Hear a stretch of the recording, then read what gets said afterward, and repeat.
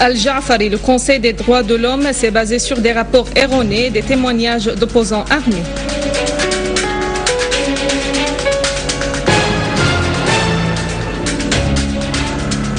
Les Syriens renouvellent leur appréciation à la Chine et la Russie pour leur position soutenant la Syrie.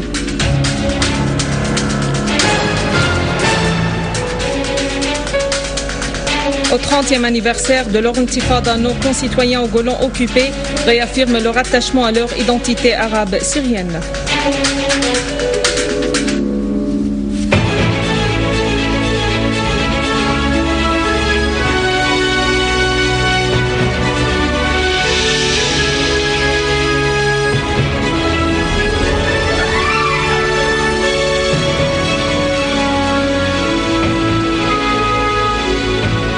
Mesdames et messieurs, bonjour.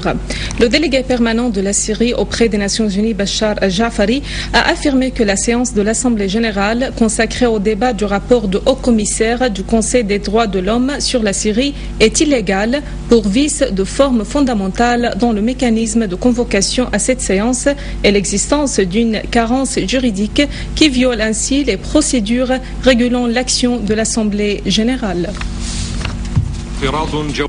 Il était plus judicieux que le débat serait focalisé sur le document A6653, deuxième annexe, dans sa date prévue, selon la décision 65-281, c'est-à-dire lors de la 67e séance de l'Assemblée générale et non pas lors de cette séance, conformément aux pratiques suivies dans ce sens. Le président de l'Assemblée générale des Nations unies s'est référé en convoquant cette séance d'aujourd'hui pour débattre le rapport en question à des considérations politiques loin de toute pratique en vigueur et des recommandations de l'Assemblée générale y référant. Nous trouvons sous la coupole de l'Assemblée générale de l'ONU, qui est le conseil le plus démocratique de la planète. C'est pour cela qu'il ne faut jamais jouer avec les règles procédurales dans le but de réaliser des avantages politiques. Monsieur le Président, il faut que vous soyez plus juste, équitable et objectif et à ne pas laisser l'histoire vous coller à jamais la violation de la réglementation en vigueur de la tenue d'une réunion sous votre présidence d'une façon à porter préjudice à la crédibilité de l'organisation onusienne.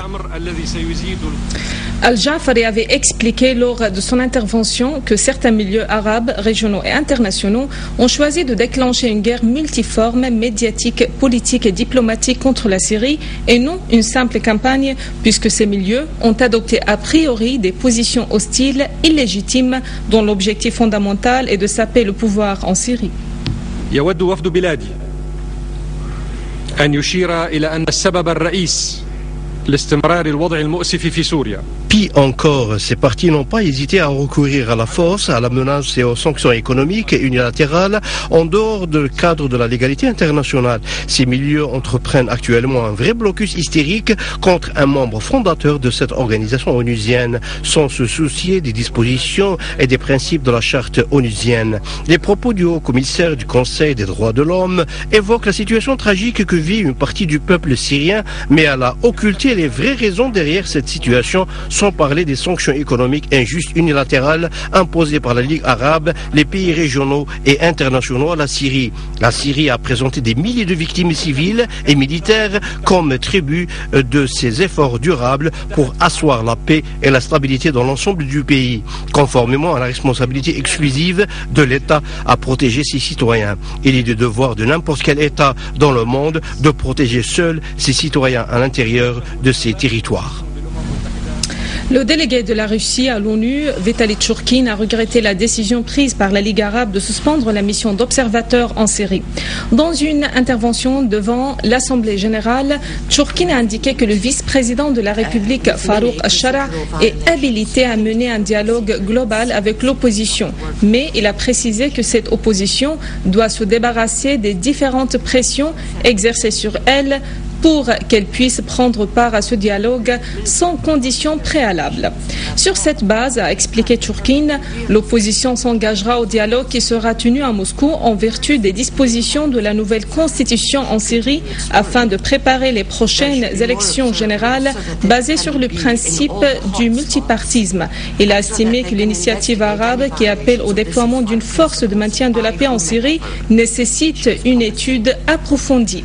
Il faut d'abord instaurer assurer la paix pour que cette force veille à son maintien, a martelé Churkin. Le conseiller d'État chinois Dai Bianguo a considéré que l'affaire syrienne était pour l'essentiel une affaire interne et que la position de la Chine vis-à-vis de la Syrie était objective et équitable, s'appropriant aux principes de la Charte des Nations Unies et aux normes essentielles qui réglementent les relations internationales. C'était lors d'un contact téléphonique hier avec la secrétaire d'État américaine Hillary Clinton, a rapporté aujourd'hui l'agence Chine Nouvelle.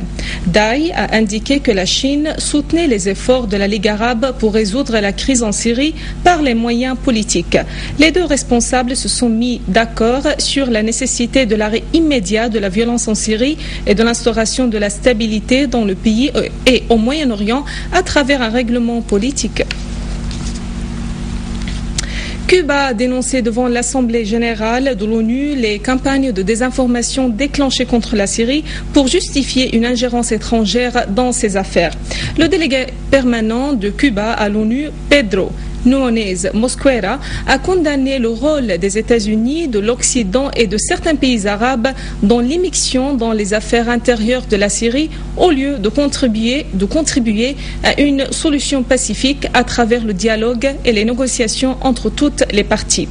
Mosquera a affirmé que son pays rejetait toutes les initiatives d'anéantir l'indépendance et la souveraineté de la Syrie, soulignant le soutien de Cuba à une solution pacifique basée sur le dialogue.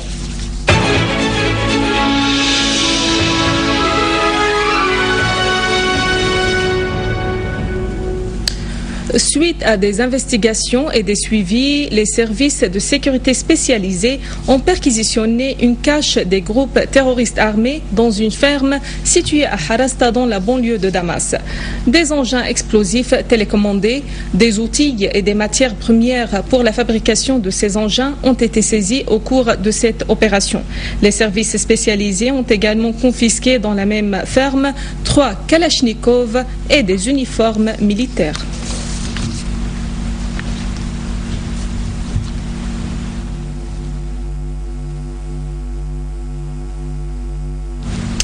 Appréciant les positions honorables de la Chine avec le peuple syrien, un groupe de jeunes bénévoles de Damas s'est amassé devant le club de la Muhafaza pour saluer et valoriser les positions de cet État ami et remercier par la même occasion le gouvernement et le peuple chinois. Les jeunes ont procédé à signer de leurs propres mains le drapeau chinois.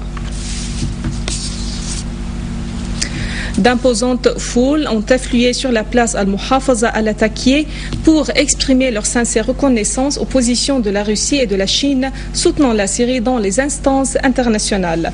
Les participants ont en outre exprimé leur soutien au programme de réforme initié par le président Bachar el-Assad et le refus de l'ingérence étrangère dans les affaires intérieures de la Syrie. Les foules ont d'ailleurs dénoncé le double attentat terroriste survenu vendredi dernier à Alep. Le Comité populaire de la libération de Golan syrien occupé a affirmé que la Syrie faisait face actuellement à une campagne coloniale qui vise le peuple, la terre, la civilisation et la capacité de l'État à maintenir sa fermeté face au projet américano-sioniste. Dans un communiqué publié à l'occasion du 30e anniversaire de l'intifada au Golan, le comité a réaffirmé le rejet des citoyens de Golan occupés de toute forme de terrorisme et d'extrémisme exercé par les groupes armés. Le comité a réitéré l'attachement des Golanais à leur identité arabe syrienne et à l'appartenance à leur mère patrie, la Syrie. Il a affirmé la détermination à aller de l'avant sous la direction du président Bachar el-Assad dans la lutte jusqu'à l'élimination de l'occupation israélienne. Voici un rappel des principaux titres. Al-Ja'fari, le Conseil des droits de l'homme, s'est basé sur des rapports erronés et des témoignages d'opposants armés.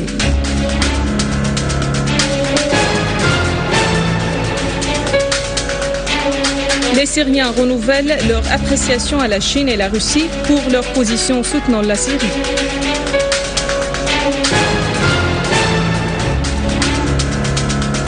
Au 30e anniversaire de leur intifada, nos concitoyens au Golan occupés réaffirment leur attachement à leur identité arabe syrienne.